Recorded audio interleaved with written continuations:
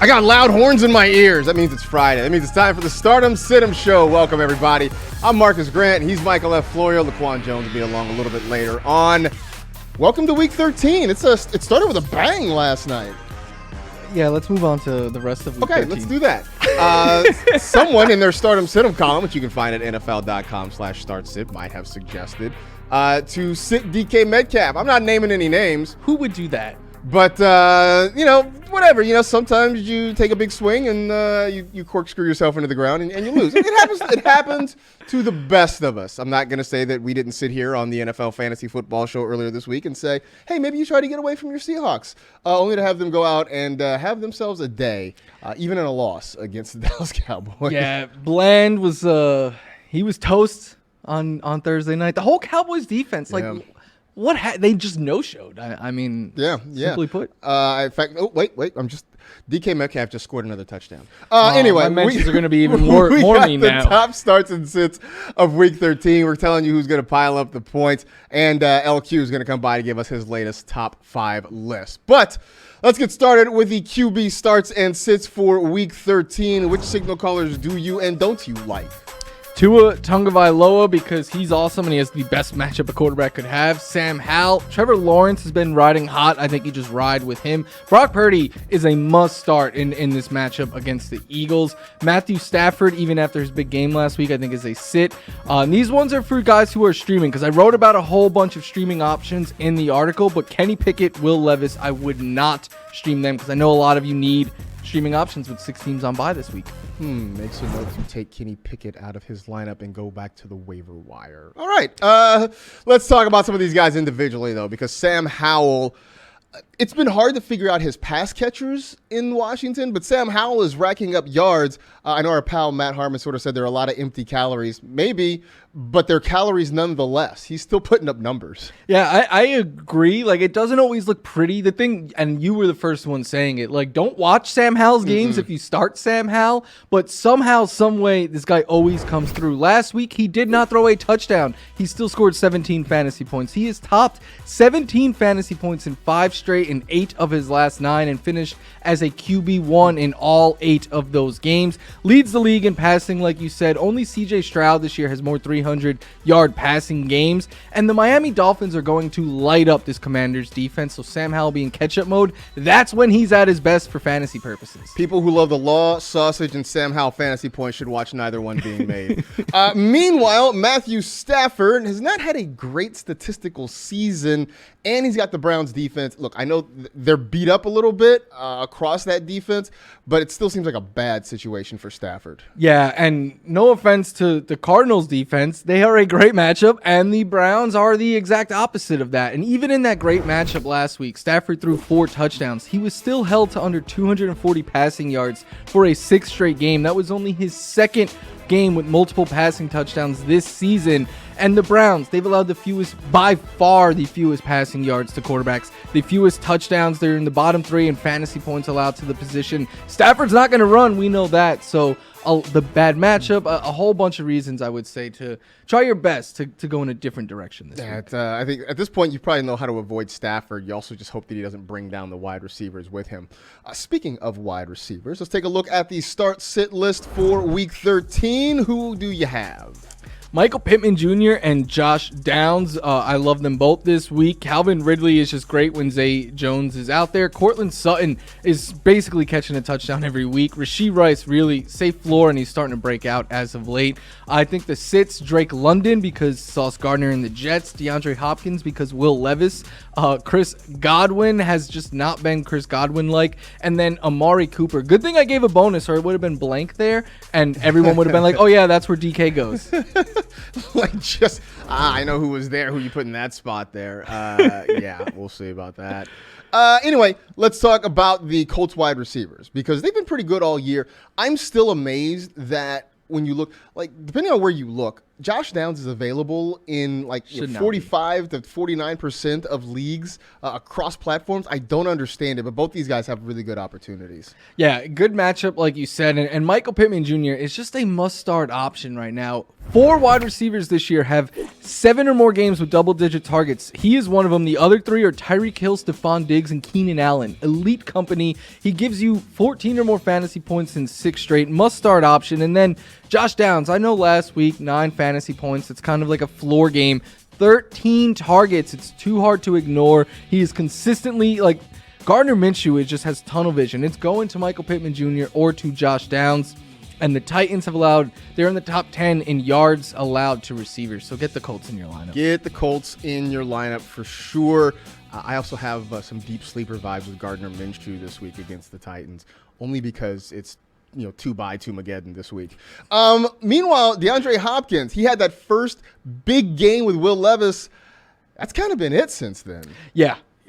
First ever game with 100 yards and 3 touchdowns in his career. And since then, he has not topped 65 yards in a game with Will Levis. In the last 2 weeks, he's averaging under 20 routes ran per game and has just 5 targets in each of those games. Starting him is like hoping for a long touchdown catch. The issue is, in the last month, no team has allowed fewer yards to wide receivers than the Colts. And they struggle against the run, so I think this could be a game where the Titans try to get Derrick Henry going. It's so boom or bust, but even with 6 teams on bye, if you have an option, I would try to get away from D-Hop. Such a low volume passing game there in Tennessee. I know you mentioned on Fantasy Live too the lack of routes that he's running. It's really hard to see any production coming from Nuke Hopkins. Amari Cooper has been a guy that we have trusted more often than not, regardless of the revolving door at quarterback. So he's got the elite Joe Flacco, so he's automatically a start this week, right? As Rank pointed out on Fantasy Live, Joe Flacco's won a Super Bowl, so he's done something before in this league. Amari Cooper without Deshaun Watson this year, under 8 fantasy points per game, and has not scored a touchdown in any of those games either. Left early last week, a little banged up. The Rams this season have allowed the second fewest touchdowns to wide receiver, and they are in the bottom 10 in yards allowed to out wide receivers. And then Joe Flacco, his last 3 years combined, 54% completion percentage, 2 receivers lined up out wide. And then, like you pointed out on Fantasy Live, Marcus, Joe Flacco is gushing about one Browns receiver, but it is not Amari Cooper. It's Elijah Moore week. Let's go. I had Elijah Moore as a sleeper. Then I heard this video of Joe Flacco talking about how he's texting with Elijah Moore. So I'm like, maybe he's just a start. And then I'm going to find out that they have coffee and bagels together. And I'm like, he's wide receiver 1 this week. That's like this is my Elijah Moore emotional scale. This is where I am right now in week 13. Where we are here in the show, though, is we're going to take a quick break, come back, talk about some running backs and tight ends. Stick around. We're just getting started here on the Stardom Sit 'em Show.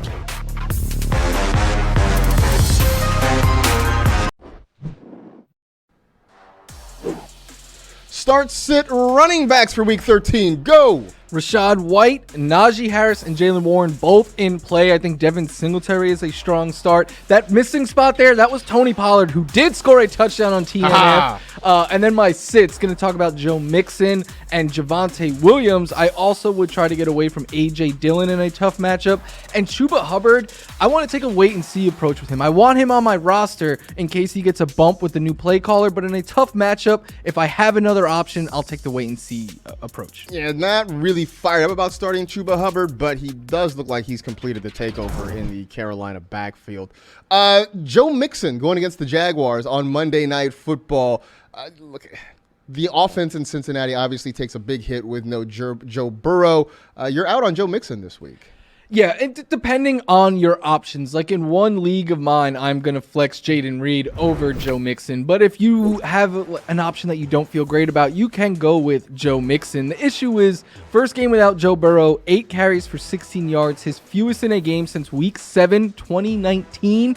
1 long catch and run salvaged his day, and I think if you're playing him, that's what you're hoping for this week, because the Jaguars, they allow the fewest rushing yards to running backs, just 2 rushing touchdowns all year, and none since week 7, but they do struggle against pass catching backs. So if you are using Joe Mixon, I think you're hoping for a bunch of dump off passes. And that's sort of where I think his value is going to be. I can see it happening because so far Jake Browning's not showing that he wants to push the ball downfield.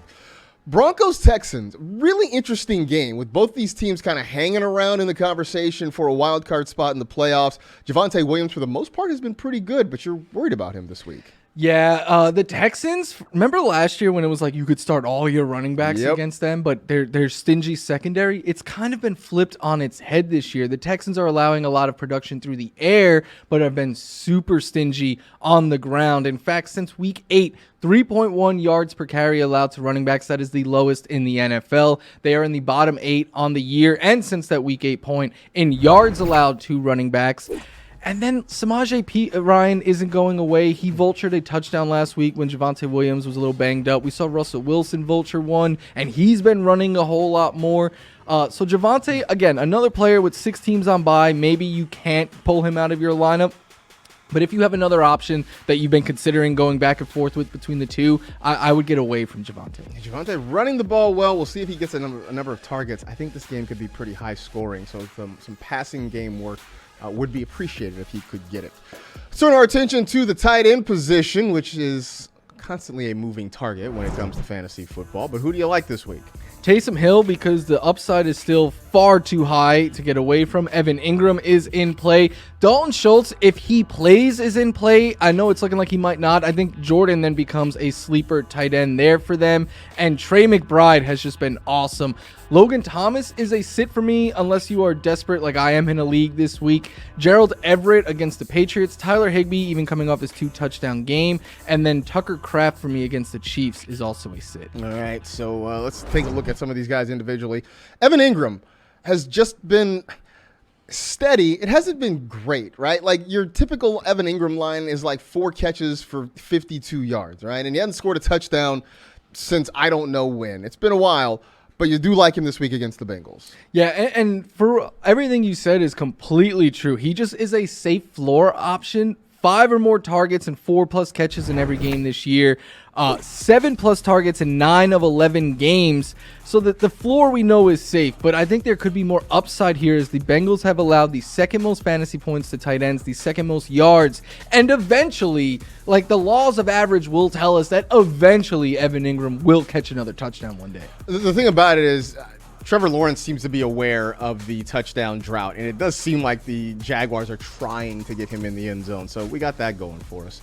Trey McBride, been great since he took over the starting role for Zach Ertz. We know Zach Ertz has asked for his release, so now it's full speed ahead for Trey McBride. Yeah, Zach Ertz and the Cardinals brass saw 3 games or 4 games of Trey McBride, and they were like, yeah, your time in the desert, it's up. So Trey McBride has just been that good. He has taken over the starting gig in week 8. He has topped 9 fantasy points in every game but one. That one game came when Clayton Tune started against the Browns. So for me, I'm throwing that game out completely. 9 fantasy points is such a safe floor when we're talking about the tight end position. Add in the fact that in this span, he is twice top 21 already. High floor, high ceiling, in a good matchup against the Steelers, who've struggled against tight ends the last 5 weeks. I think he is a must-start option this week and just the rest of the way moving forward. Somebody asked me, actually, would you go Trey McBride or Pat Freiermuth?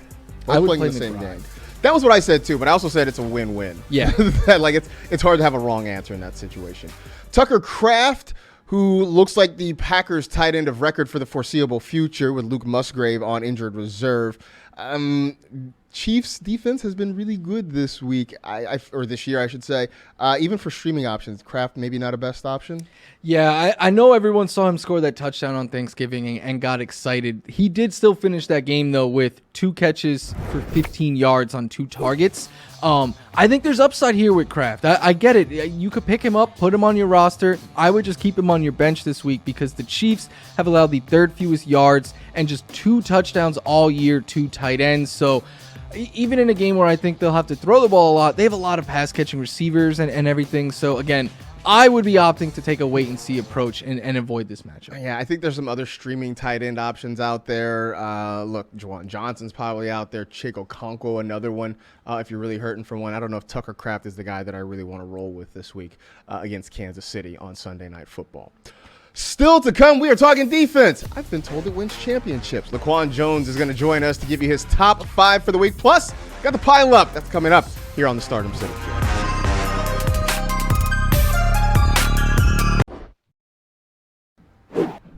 Time to welcome in researcher extraordinaire and loud shirt connoisseur Laquan Jones. We're calling this week 2x2 Mageddon.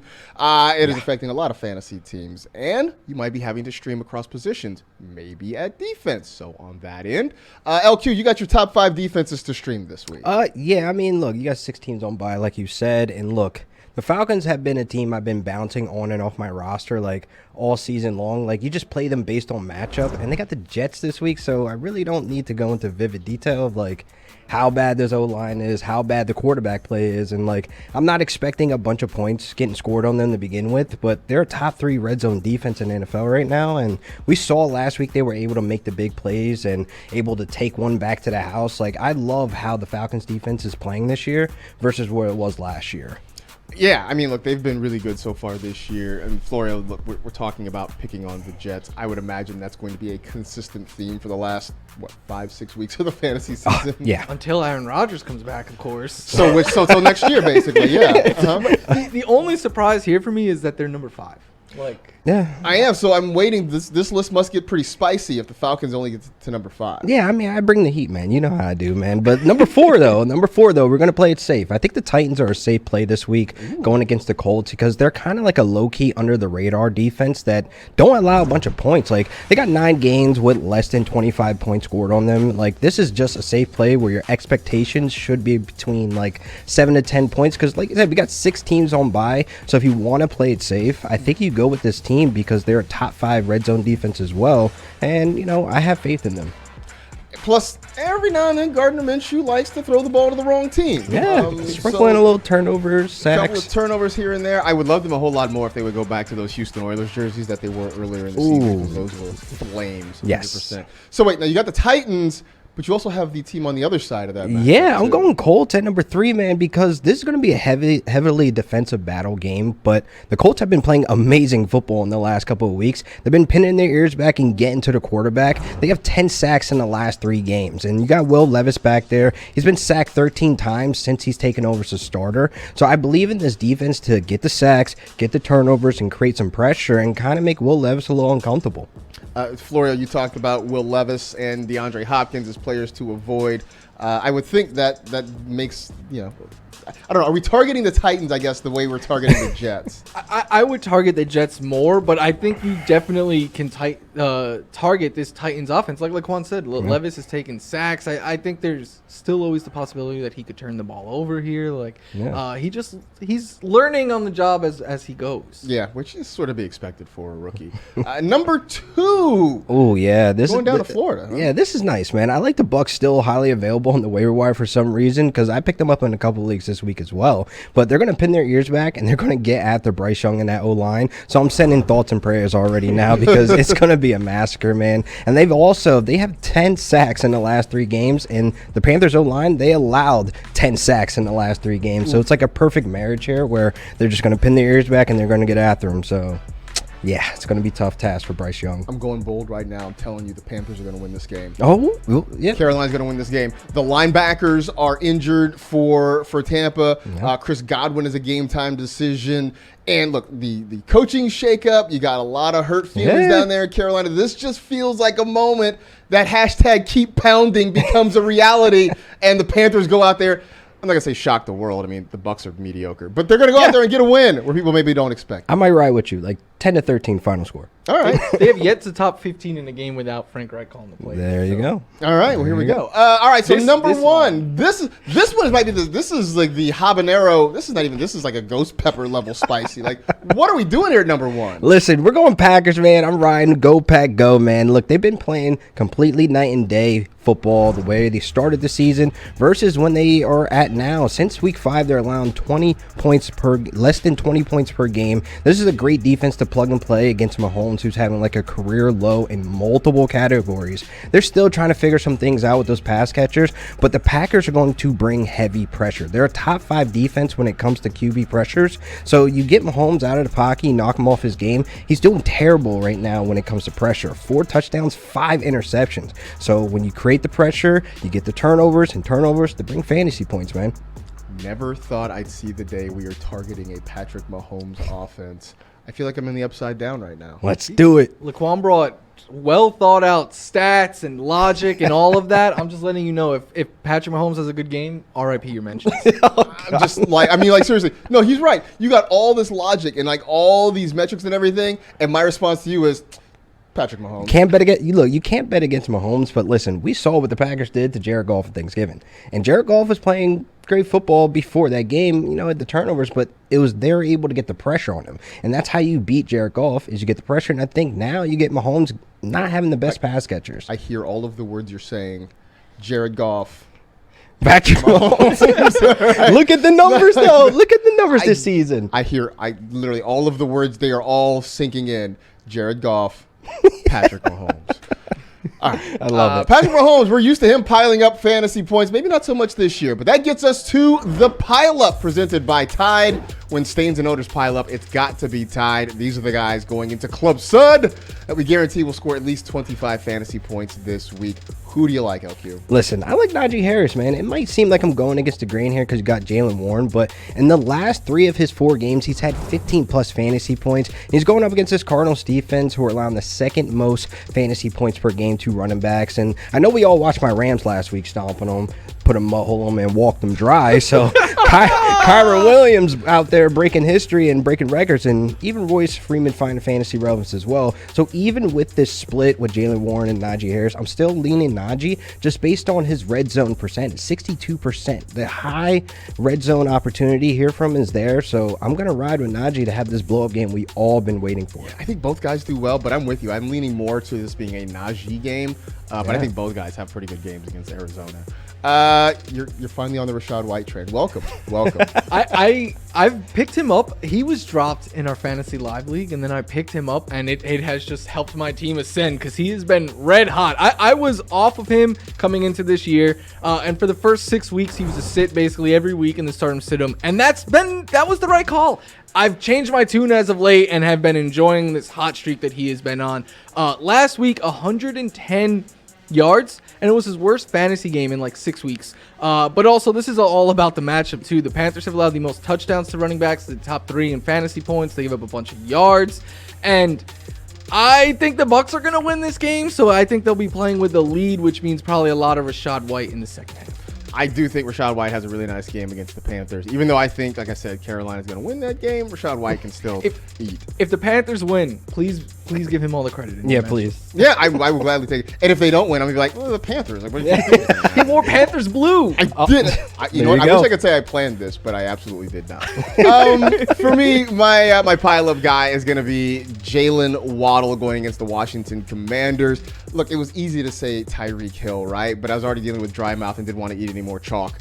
Jalen Waddle, though, going against that Commanders secondary in a really good spot. I'm expecting Miami to put up a ton of points against right now what might be the worst defense in the NFL. So Tua's going to eat. We know Tyreek Hill is going to do his thing, but I think Jalen Waddle is in line for a big game as well. Because just when you figure Washington's like, we're going to give all this attention to Tyreek, then Tua's going to go to his other wide receiver and get him a whole lot of points there too. So if you're looking for a big Jalen Waddle game, I think this is a big Jalen Waddle game. I like it. Yeah, there it is. I think the Commanders are going to pull the Seahawks and win this game, though. Well, almost win this game. Like the Seahawks didn't almost win this game. That would be interesting. All I know is that win or lose, love that. Yeah, I'm looking forward to the Magic Johnson tweet after the game. Whatever he has to say about the Commanders. Irvin, we love you, but you were the purred happily of sports Twitter. It's going to be like, well, they had more yards and scored more points, and that's why they won the game. Yeah, I mean, it really is. He is the purred happily of sports Twitter. Waiting on that. We did not play well, and so we lost. Thanks, Madge. All right, anyway, that's pretty much a good spot for us to take a pause and get out of here. That's going to do it for us. For Laquan Jones, for Michael F. Florio, I'm Marcus Grant. We appreciate you hanging out with the Stardom Situm Show. Enjoy Week 13. Hopefully, you survive Bipocalypse. We'll talk to you again next week.